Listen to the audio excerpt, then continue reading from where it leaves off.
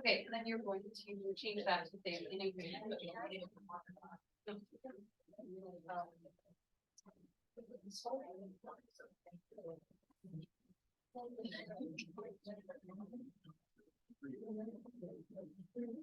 And then you're gonna share some time on it right there, you're gonna click on that.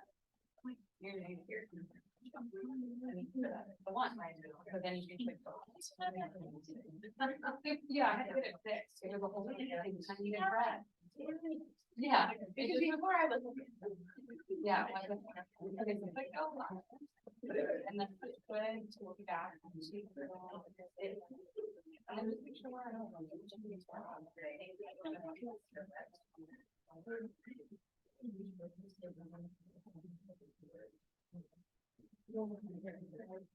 So we're not trying to build.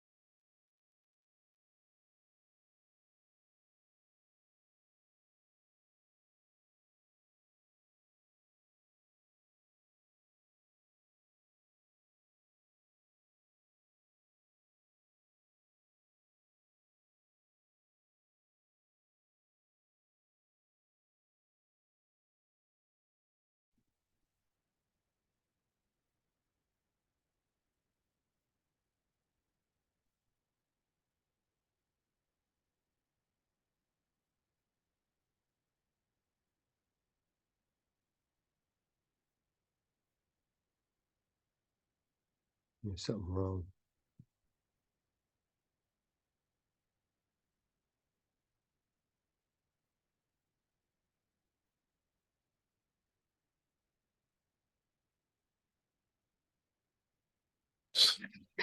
Got it. Okay, Think so. tonight is a continuation of the hearing that we've had. So we don't need to open it, but there will not be any public comment. Tonight, not the 3 minutes beforehand or during this, what it is tonight, it's deliberations by the commission. Oh, and I would like to say one thing before we get going, that it is not appropriate for anybody to go and corner commissioners, especially when they're at work or with their families, and harangue them about things that are in front of the commission. It is totally out of line, and I would not like to see any more of that. It has happened.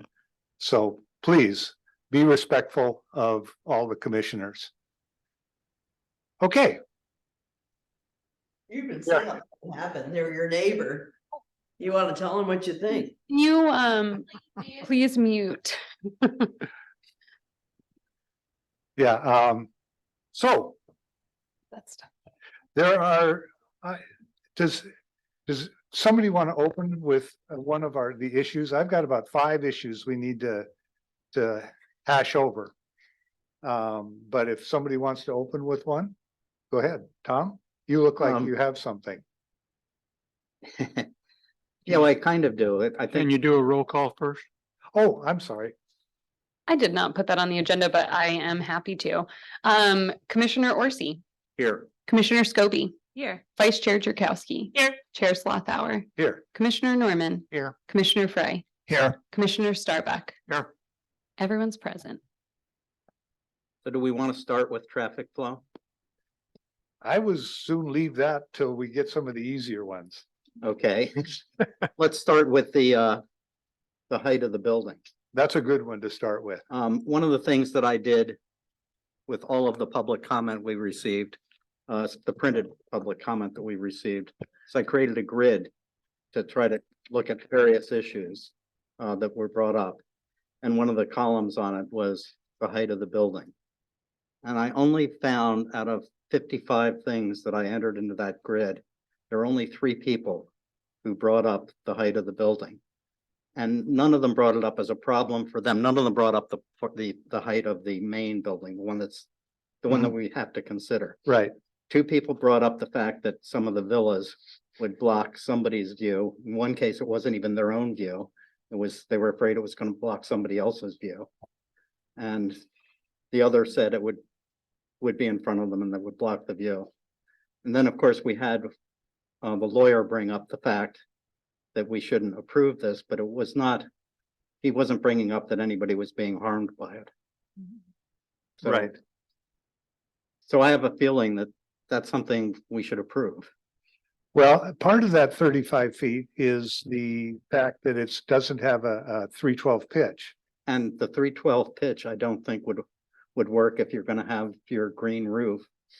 No, it won't. That's why they want to Yeah, pass on that 312. and I noticed we're talking about having LEED Gold certification. That's part of what's getting them their LEED Gold certification. Yeah. As long as they don't grow gorse up there. Well, if it's up there, it's not bothering us anywhere else. Okay, but anyway, Catherine? Would Yeah, we'll you just stick like with to the comment on the roofing. roof? Yeah, I'm really interested in seeing a LEED Gold building developed in Bandon. So I'm okay with the height and the lack of pitch. I feel the same way. Yeah, I don't have a problem with the variance request. Because it's involving one building, although a large one, but it's involving one building, which is in the middle of the parcel. And I didn't get a sense that it's going to create any sort of a view problem either. I think one of the people what's her name, Darcy Graybeck. I mean, she brought up an interesting point, I think, during the hearing about whether a green roof will work, given the high winds that we tend to have here on the south coast. It was a point. So I'm somewhat skeptical about a green roof, although I appreciate the pursuit of the certification. Bill? Yeah, with the exception of the two 1,000 cubic foot elevator overruns, which pushes that roof up, I believe, to 40 feet. Other than that, I don't think that's a no-go part for me for the roof, so I'm content with a 35 flat roof with a no slope. And Don? Yeah, I don't have a problem with the height of the building. When you look at where they're building that and the dunes that are surrounding it right now, it's going to be fairly low Yeah, to the horizon. Mhm. And I think the green roof, as opposed to a 3 and 12 pitch roof, will have less wind impact than a regular pitched roof because of the way it's shaped. So I don't have a problem with the green roof either, or the height. Yeah, and my observation was that one of the reasons they wanted that height was so that they could put that parking underneath the building. Right. And to me, that's huge. Mhm. Yeah. You know, that more than offsets any problems. And so far, I haven't really seen any real problems with 35 foot. But for me, putting parking under there and reducing that paved footprint in the rest of the property is huge. Right, keeping things out of sight. Yeah, And making it more open and friendly. yeah, I feel it makes it a little like a park instead of a development. yeah. Yeah, I think it helps a lot. And ecologically, I believe it does too. Okay. I think that one was easy. All right, the next one was, So do we need to vote on that? no, I No. think we're gonna vote on the whole Okay, thing. all right. And this, the variance for the green roof and the height, it will be part of the final of the vote we're gonna take tonight. It's all gonna be one vote. Okay, what were the other things? Oh, it's been answered, but several people brought up lighting again. And any comments on the lighting? I think they fixed it. Mhm. But we'll see. Yeah, it gets confusing with all of the responses, but I think in the Right. early responses, it looked like they fixed it. I There was think they dark did with skies down, compliant. lowered the lights, down facing. Am I correct there? Do you know? Sorry, what was your question? On the lights, didn't they, after the first issue, didn't they lower the lights and have them downward lighting? I believe they did. I was gonna say the applicant's rebuttal did talk about the dark sky compliant illumination plan. Yeah. And I did not include it in the staff report for tonight, but you could make that a condition of approval. Okay. Yeah. Let's see, what was, Yeah, can I, on the lights themselves, are they looking at just white lights or are they looking at something else off color like yellow? Is there, I know they're probably gonna use LED lights. Mhm. We can, June, can you pull up their plans? We can look, they submitted a light. I think it might be interesting if they could look into having something other than white light, which would be a little softer and still get the illumination. but I'm gonna look for you. I don't know that they can look into it. Yeah, I think it'd be something to consider, just in addition to down pointing and, you know, if they're trying to eliminate the glare, you know, even off of the backsplash glare, Uh-huh. softer light might work. Okay, I mean, it's something that we can ask them to Yeah. look at. I don't know that we should make it No, it contingent shouldn't be on. yeah, but it'd be interesting if there's another possibility. Okay. What was the other one? I lost my notes here. This, Beside the road. I had like 5 things. What else? Anything else? I was having June pull up the illumination details if you wanted to see them. but Yeah, I let's think, take a look at them. if you can scroll down to page 34. Yeah, I know, I was scrolling too. I believe though that they just gave spec sheets that had different color temperatures that they could purchase, but they didn't get as specific as stating which color temperature they would have as part of this application. Okay.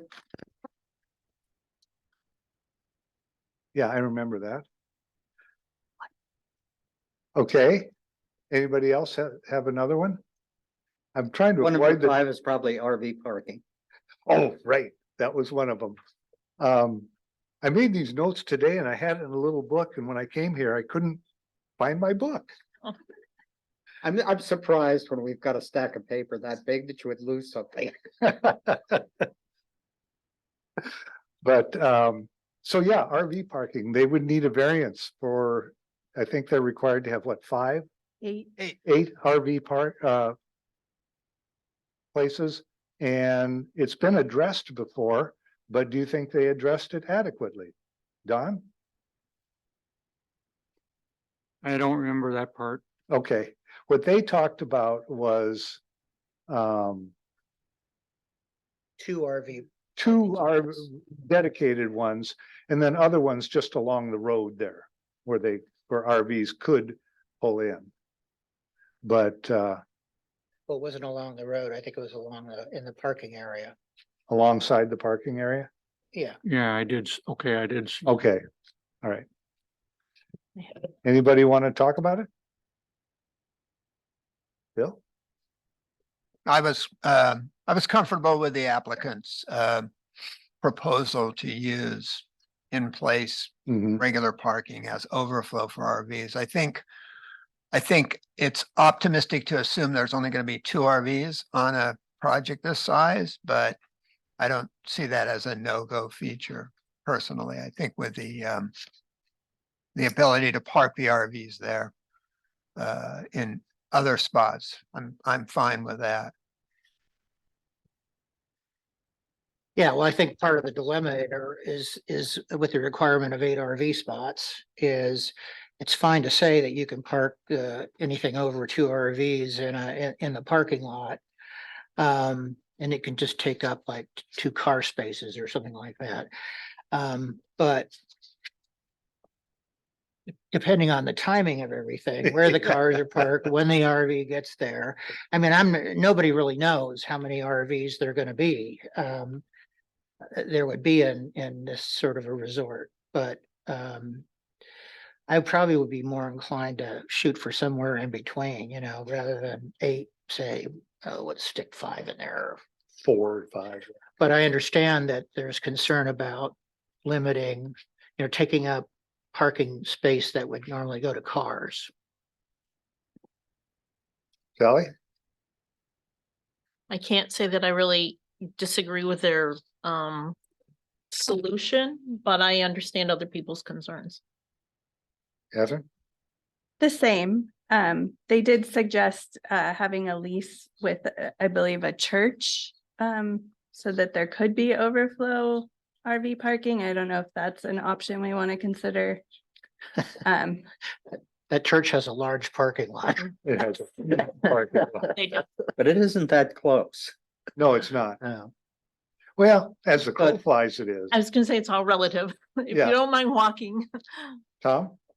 Yeah, I was actually even a little surprised that we had that as part of our code, because it doesn't seem we're that RV friendly in town and other places, which causes them to have to park on the streets.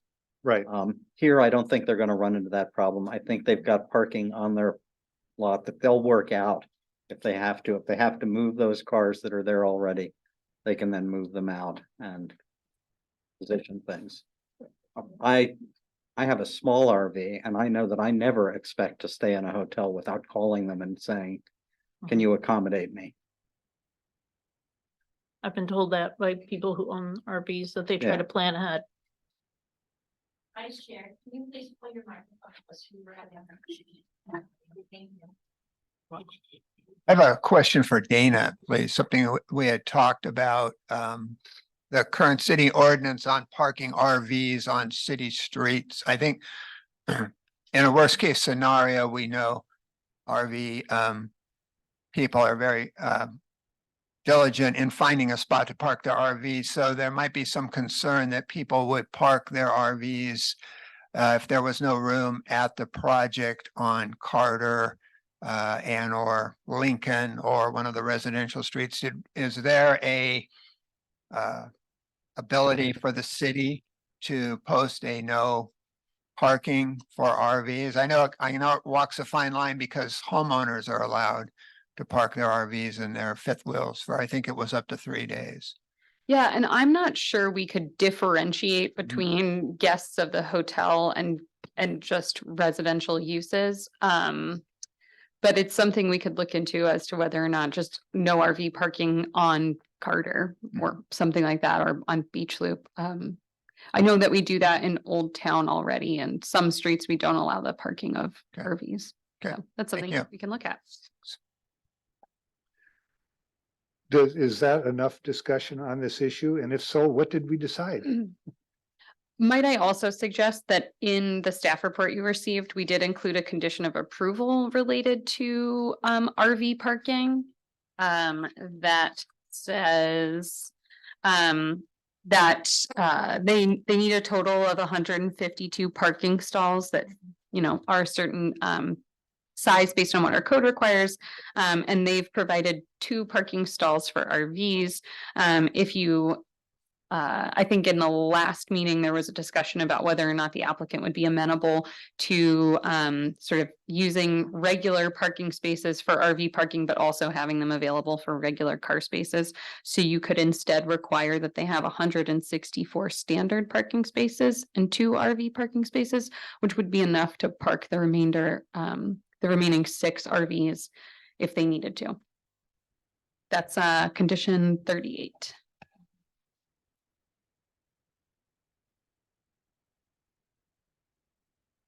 Yeah, that's that right. covers- That would be 6 recreational and RV parkings instead of 8. But Plus it has 2 two- dedicated. two that they're are providing. dedicated. Two Oh, that- okay, yeah, okay. devoted. So I think that covers it. I think that covers it more than enough. Okay, next. Let me look.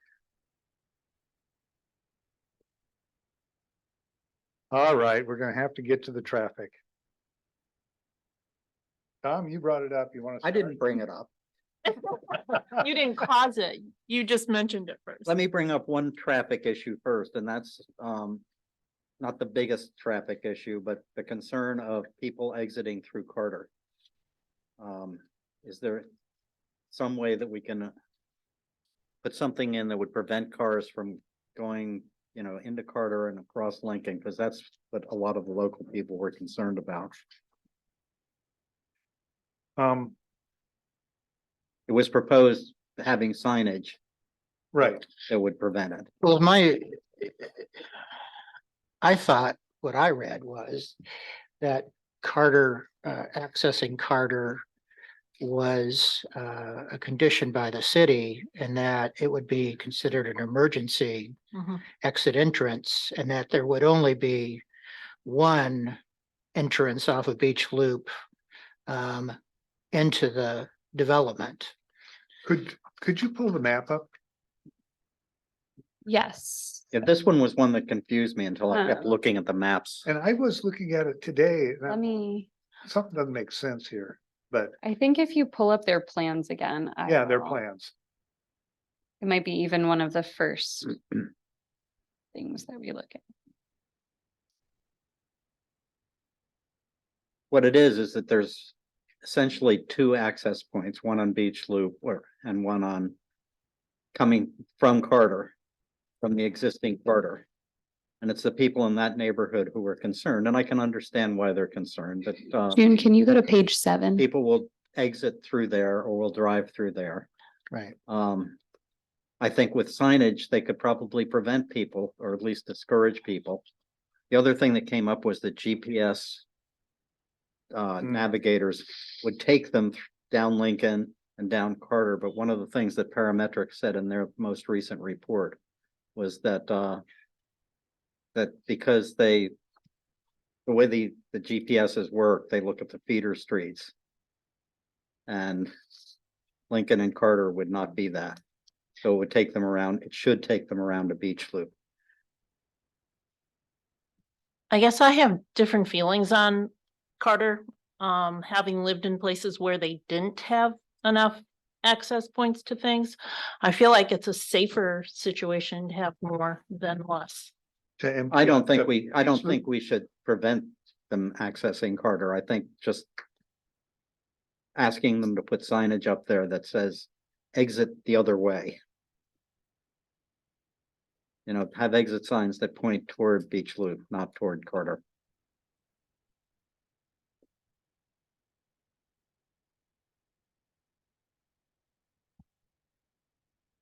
Are you thinking a condition of approval that the main, I mean, I think that the tough thing to think about is that Carter would cut through here as a public street.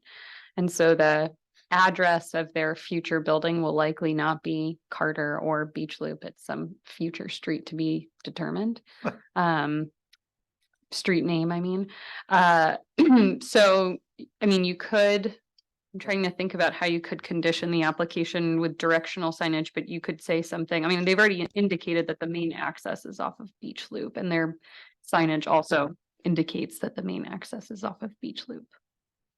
Or So essentially from- that goes and connects to Carter, but that's a Mhm. different street.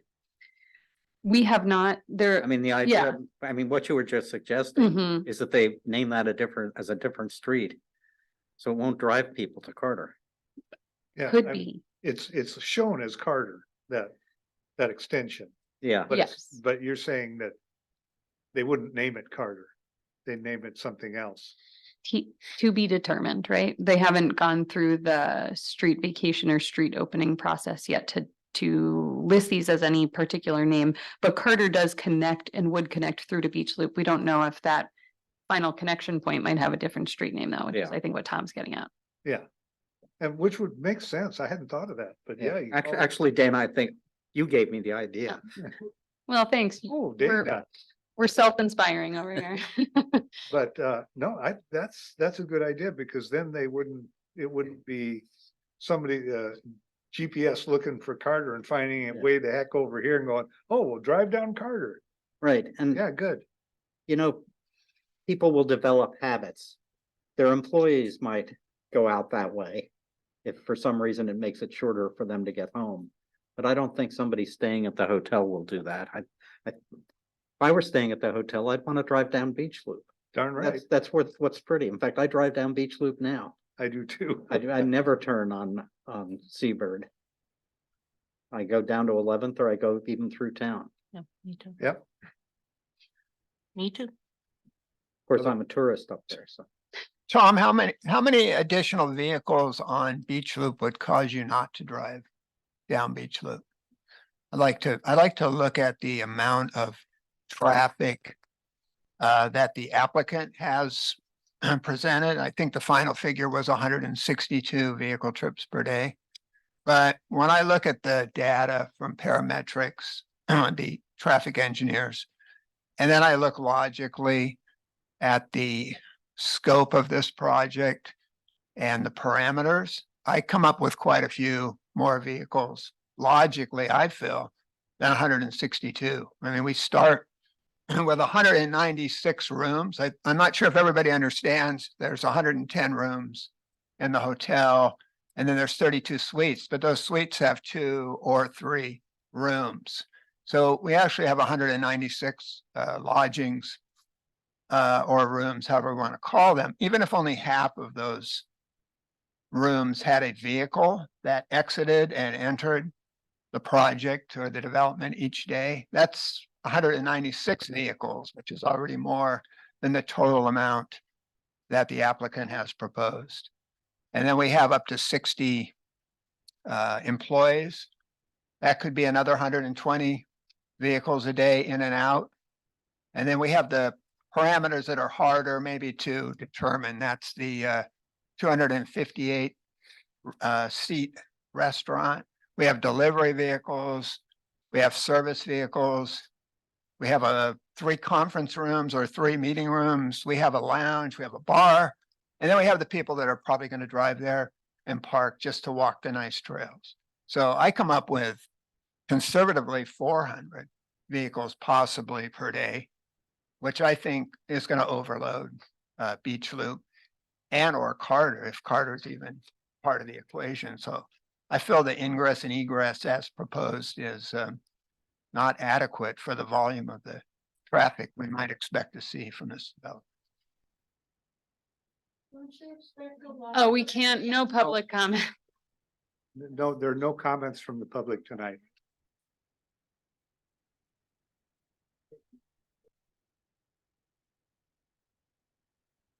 Mr. Starbuck, do you have an opinion on this?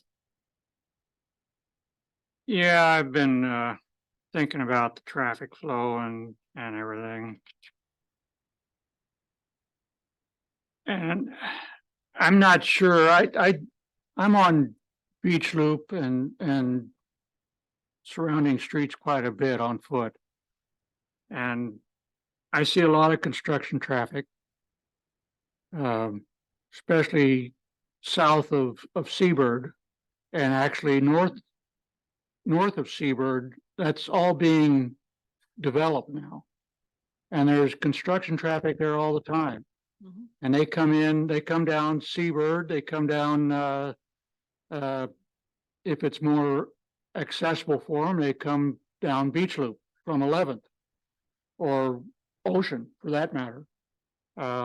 They're everywhere, getting to their job site. Now, most of these are residential, yes, but there's a lot of building going on that's in that whole area. There's a lot of infilling that you know, a lot of that development around Seabird was planned before I ever got here. And it sat vacant for a long time. Well, it's not vacant anymore. And I think right now, I think their access off of Beach Loop is probably their best option. They cannot, I don't see them going east from their development, either on 20th or Edna Lane, because frankly, there's people on Edna Lane that won't want the traffic either. On the that come off of 101. Same thing on 20th that come off of 101. And they're not going to want to see that traffic coming through their area. And I think we probably need to look at this in the long term and see how the traffic what kind of traffic situation we have in the long term, which puts it back with ODOT making a determination of how much traffic is too much traffic.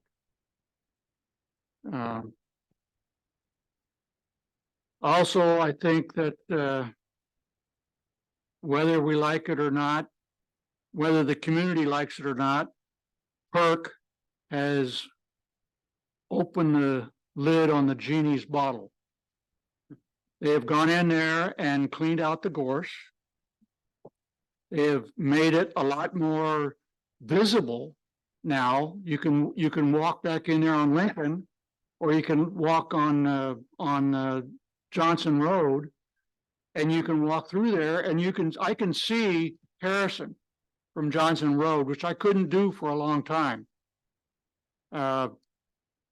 It's there, and the building that's going on Harrison Road, which comes off of Edna, or it comes off of Johnson Road. I can see those people building back in there. So whether PERC does it or somebody else is going to come in and they're going to look at this and say, hey, we can think about building in here. You get rid of the gorse and there's a lot of good real estate in here. So the genie's out. Oh, yeah. and it's not gonna get back in the bottle.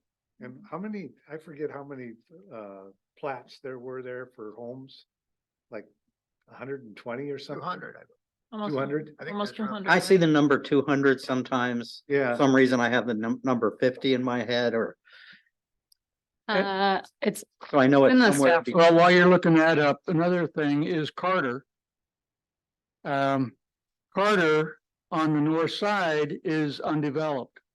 But you take away all the gorse, and when they get through developing the south end side of Carter, Mhm. they're gonna go onto the north side of Carter. We've already got a house over there on the north side. Yeah. So they're going to start building back in there, and that's going to increase, that's going to do what this project may not do, is increase the traffic flow on Carter. Right. So I think The traffic's gonna be there. the traffic's going to be there no matter what we decide here. Because it's already Perks looked at it, somebody else is gonna look at it now. And they're gonna clean out the rest of the donut hole in that area. Because there's potential real estate values there. Or the people that own property back in there now are gonna start thinking about building it. So, Yes, as soon as, what's her name? Moved in there and started and cleaned out her 10 acres. yep, Then all of a sudden, everybody's going, oh, look at this. Yeah, oh, excuse me. Yeah, when she started clearing it out in there, a whole bunch of people started going, oh, well, we could build back here. And that's when a lot more activity started. Yeah. But again, that's county property. We don't have any control over that. well, at some point, if they don't want a well, if they don't want a septic system, they're gonna petition the city Mhm. for services. Right. Right. And, And if they do a big development, they're gonna ask the city for services. right. And for annexation. And as far as workforce, the city right now is in conjunction with the school district is already in the planning stages of, well, they've already picked out a developer. So they're already looking at developing that's parcel behind the softball field. Right. And if Mr. Kaiser gets done with his evaluation, there're gonna be more workforce housing on the east end of 20th. Mhm. So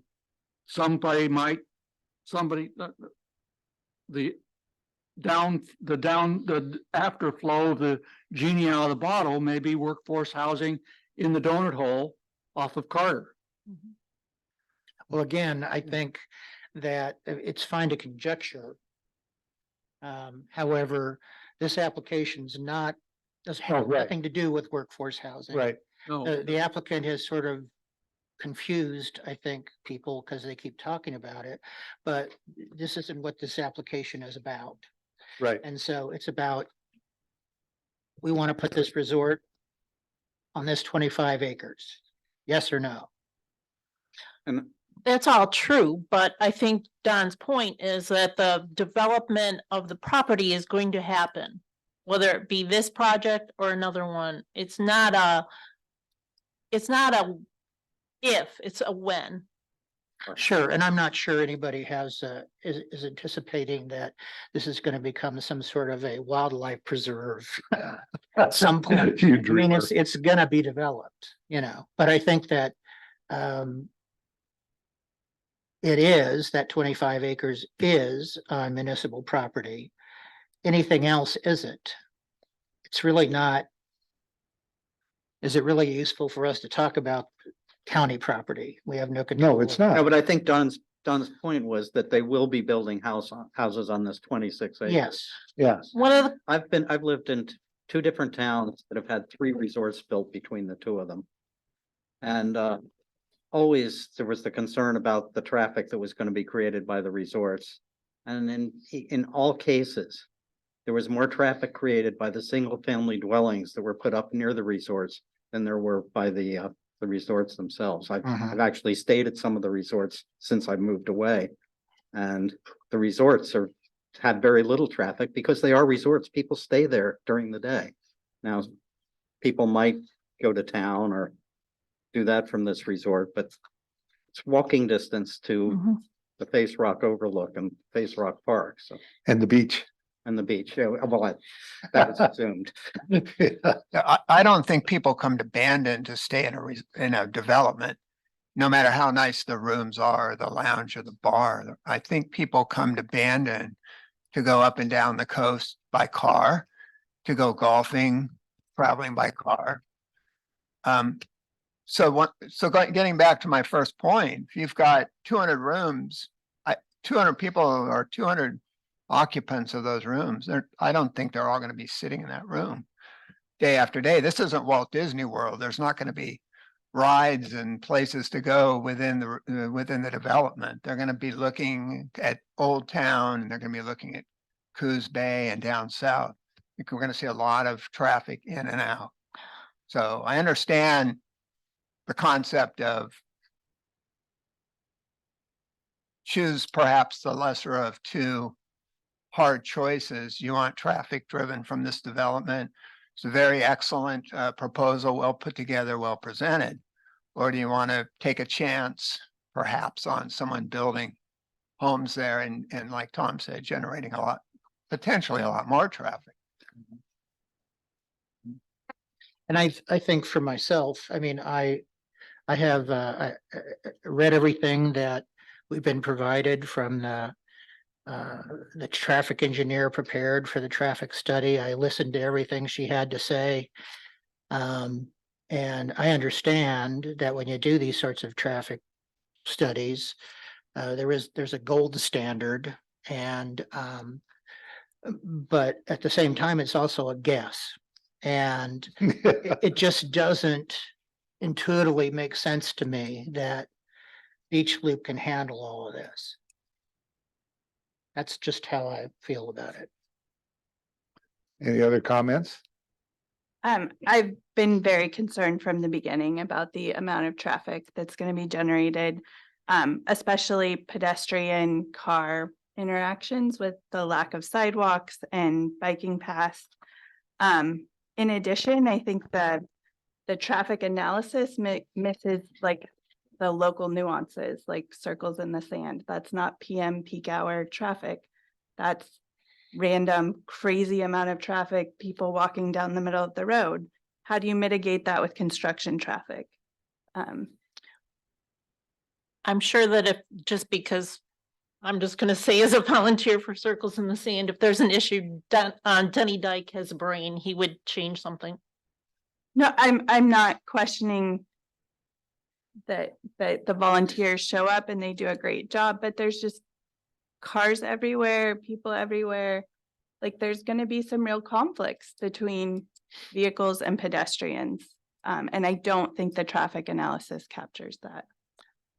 I think one of the things that I'm just speaking, it has nothing to do with ordinances. It has everything to do with if people would follow the law and drive the speed limit, if people would do what they need to do, some of the problems wouldn't be as big as they are. I've had local people in souped up trucks pass me when I'm going the speed limit on Beach Loop. That's not a tourist issue. It's a local person thinking that I'm going too slow because I'm following the law. Or you're a tourist. Yeah, No, I'm sure they see the color of my hair and decide that I'm an old lady, but that's okay too. I want to do the right thing. yeah, me too.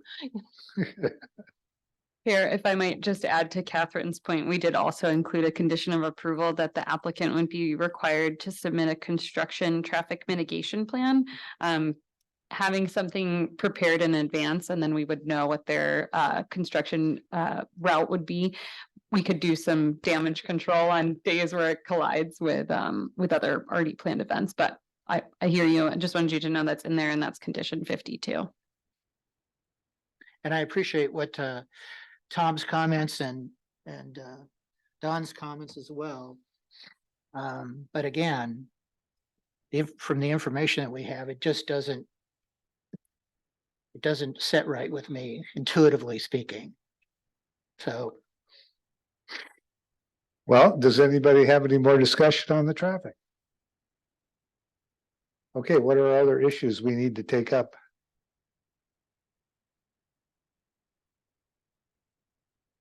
Does somebody want to, if that's it? What about, construction dust, air quality? Like, I would like a condition of approval, that there will be some kind of mitigation. There's sand dunes there. I think there's gonna be a huge amount of Well, dust created. Having worked in construction those are regulations, road regulations everywhere. Yes, That if you're creating mud or something like that, you have to mitigate it. And, But and even with the residential construction, there's quite a bit of But- disruption around. there are. actually on a big excuse me, but on a Sorry. big project like this, again, I've worked on them. Much better because they have water trucks available to wash the streets. They have water trucks available to keep the dust down. I mean, that's a big project is actually much better than individual home building. And even with my road that I had to have paved at my house because I wanted that particular lot. I had to have erosion fencing put in. There are requirements that are made, they have to be there. They have to be there to prevent problems. So there are laws and rules that they have to follow that mitigate. Yeah, I don't think Issues. we need to deal with that. No. That's a. Would that's would a that already be standard. one of the conditions that's in the first 36 or? You 40 read my mind. I was just gonna tell you that. Oh, I read your document. That's what it was. Since the last time you saw this document, we did bring in all of our conditions of approval that we normally save until we get to zoning compliance, which is the pre-building permit phase. So because these issues came up, I wanted you to know that we do deal with them. Number 20 requires the erosion control plan, as Sally was talking about. Number 25 states that the applicant has to be responsible for the preparation and maintenance of the site to prevent tracking of soil and construction material or debris onto any rights of way, and that all the city streets have to be kept clean, and cleanup costs are at the responsibility of the developer. And then 36 is also areas used for parking vehicles and for maneuvering shall have durable and dustless surfaces maintained adequately. That sort of thing. But I think to your point, like, does that always happen in reality? No, it's No. hard. Construction can be dirty. So we will do our best to make sure folks are compliant with the code. Yeah, again, on big projects. I mean, I worked on one, it was 4,000 acres. And, trucks going in all the time and all kinds of weather. And they managed, it was a lot of work, but they managed to do it as long as you keep pushing. And what she's talking about, it's in here and there are regular rules about that. And so as long as you keep pushing, they'll do a pretty good job, I'm sure. Otherwise they'll get fined. Richard might be working overtime, but we do have a code compliance officer available if you ever run into that problem. The last thing that I wanted to discuss was whether we do a local improvement district in the future for sidewalks. There's already intermittent sidewalks in Beach Loop. I'm not sure why they're not proposing to put the sidewalks in during the development phase. Since there's already, it would be great if the sidewalks went all the way through, but some sidewalk is better than none. Can I answer that one? Yes, Okay, we did have a condition of approval in here that they'd have to do the non-remonstrance agreement against a local improvement district. That's a standard condition of approval that we put on any applications that are on Beach Loop or Seabird. We are in the process of doing a Beach Loop Drive pathway project, so we wouldn't really want anyone to put in a sidewalk yet until we have a design for what that sidewalk should look like. So that's why we had the condition that it would come later. And I'm glad to hear that you have that coming down the road because That's gonna be we- decided. we have had this issue the whole time I've been on planning commission, and I know we had COVID and we've had other things come along. And I think it's necessary. I do think people could do the right thing, but it would be also helpful to have more room on them for the pedestrians. Do you have like a date in the future when we might have sidewalk?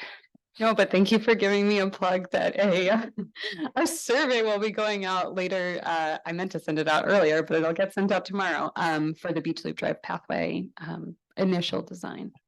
So we don't have a date for construction. We still have to do the design process first. Okay. I have a question for Dana and maybe council also. Under burden of proof on your report, the first item is all required public facilities have adequate capacity to serve the proposal. I believe the federal government and many states hold that public streets are considered public facilities. Is that Oregon and Bandon's position also? Yes, we did include that in the staff report. That's why they submitted that transportation impact analysis. Okay. And so, yeah, I wanted you guys to discuss whether or not they, you have to make a finding that they have required public facilities and services that have adequate capacity to serve the proposal. So I know we haven't talked about like wastewater and water and electric, but we have been talking at length about traffic. Yes. So my understanding is, I think that's one of the main issue I have with the proposal is the traffic. So I believe we have the authority to deny a CUP if we feel the public streets do not have adequate capacity for this proposal. So I just want to make sure everyone on the commission is aware of that. Okay. And correct me if I'm wrong, but thank you. No, I think you're correct. So I appreciate all the work that's gone into this project so far. And we seem to be talking about this being a project that is heading towards approval. And I would like to say the following. I think if the applicant follows through on all of their goals and promises for this project, it'd be a wonderful project. I think it's in the wrong place, however. I think that this sort of resort would probably be better suited being east of 101 and a little bit south of town, where there's a lot more room and you could have more connections streetwise. So that's my thought about it. Okay, anybody else? The chair would entertain a motion. Could I, before you do that, bring up Wait a minute. Yeah, no, go. bring up one more piece that you did not discuss, but I'd like to have something in the findings. I did put it in our initial staff report. June, sorry to do this to you. Can you pull up the plans again that show the proposed streets? One of the things that I think we still don't have clarity on is how you feel about the proposed public and private streets. And I want to put an asterisk on that one and say, ultimately, the city council is the decision maker for street vacations, street openings, exceptions to street standards. But because of the way our approval, or because of what they handed in and because of the way that our conditions of approval are set up, it says all proposals of the applicant become conditions of approval. So I would like to get something on record regarding your opinion about their proposed private streets. I have put in the staff report multiple times that I think all streets in the public right of way should be public streets. And that Oh, private, I thought I saw that in here.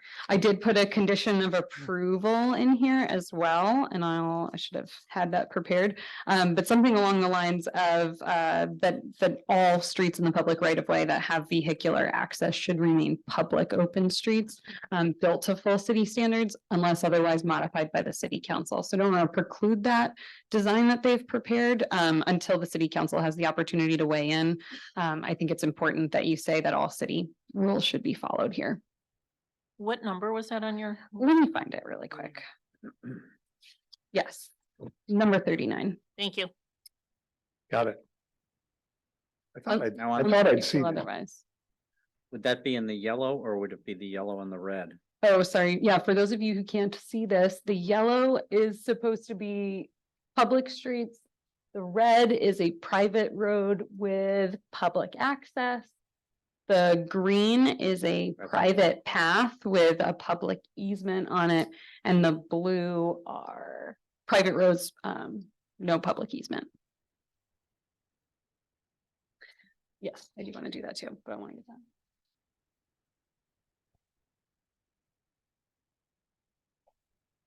Can I entertain a motion now? No, did you discuss it?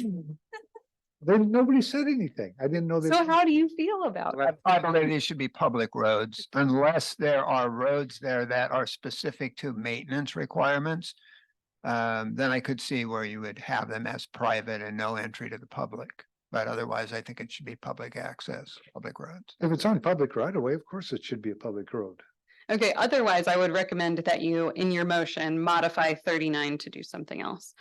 Also, if I can bring up, after the discussion you've had, I have a couple recommendations for additional conditions of approval. Okay, You might amend 43, which is about, it says artificial lighting which may be provided shall be so deflected as to not shine or create glare in any residential zone or adjacent dwelling. We might also recommend that a photometric study be prepared to minimize residual light pollution and or glare impacts to adjacent properties. That's to ensure you have the data to back up that condition of approval. Also, you might include something that says all site lighting shall be dark sky compliant as proposed by the applicant in their September 28th submittal. And finally, if you want to approve the variance, we recommend that you condition it on the gold LEED certification. We did include a specific requirement in here about the gold LEED certification since that was such a big part of the applicant's proposal. But in particular, we think that the variance should be conditioned upon that. Since it seemed like that was the way you were leaning, was that the variance was appropriate Yeah. because of what they were providing. Right. in exchange. absolutely. Okay.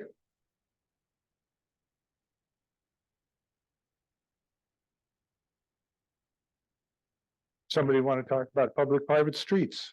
Or did we comment on that enough? I think they should all be public as well.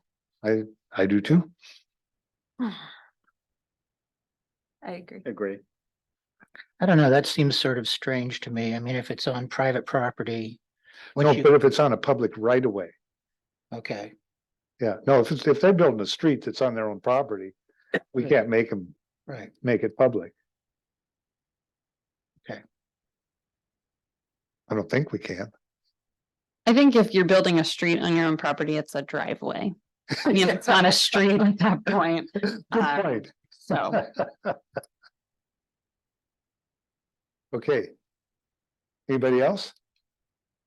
By the way, I liked the way you put that there for the lighting. That was very erudite, thank you. erudite. Our wonderful city manager helped me craft that. And he has a suit, so he knows all those big words. Okay, any other issues here?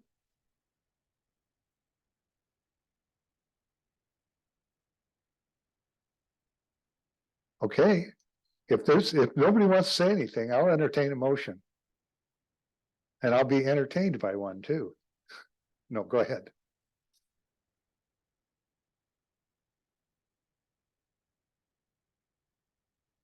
We don't have a model motion. I didn't include one because I didn't want to be presumptuous, but I think normally what you say is I move to approve. And then Right. the application number, which is 23045. And you can either include the conditions of approval listed in the staff report and as amended during this meeting, or you can continue to amend them if there's anything else you want to add. Well, isn't there two motions really? One's for conditional use permit, yes or no? I think it all. And there's a variance. They consolidated their Yeah. application, so unless you want to separate them and approve one and deny the other, then you can make one motion. I think, right? Yeah. Yeah, I think if she said, if the motioner makes the, in as listed stuff, then that's, the variance is all in there. And the height and the roof and the height and the roof and stuff is all in there. If we make it on the amendments as written plus as amended here during this meeting. Mhm. All right. I move that we approve the for a conditional use permit for file number 23-045, including the conditions of approval and any amendments thereto. Second, Okay, let's do a roll call vote. Commissioner Orsi, Yes. Commissioner Scobie, Yes. Vice Chair Jerkowski. yes, I think I'm supposed to skip you. Yeah. Okay. Commissioner Norman, No, Commissioner Frey, No, Commissioner Starbuck. Yes. I don't need to vote. Nice. The ayes have it. It has been approved. You use your gavel? Oh.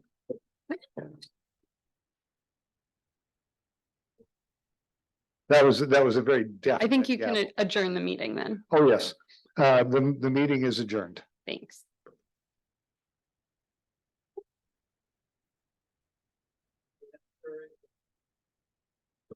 Yeah, that was the easiest thing I did all day. hey. I was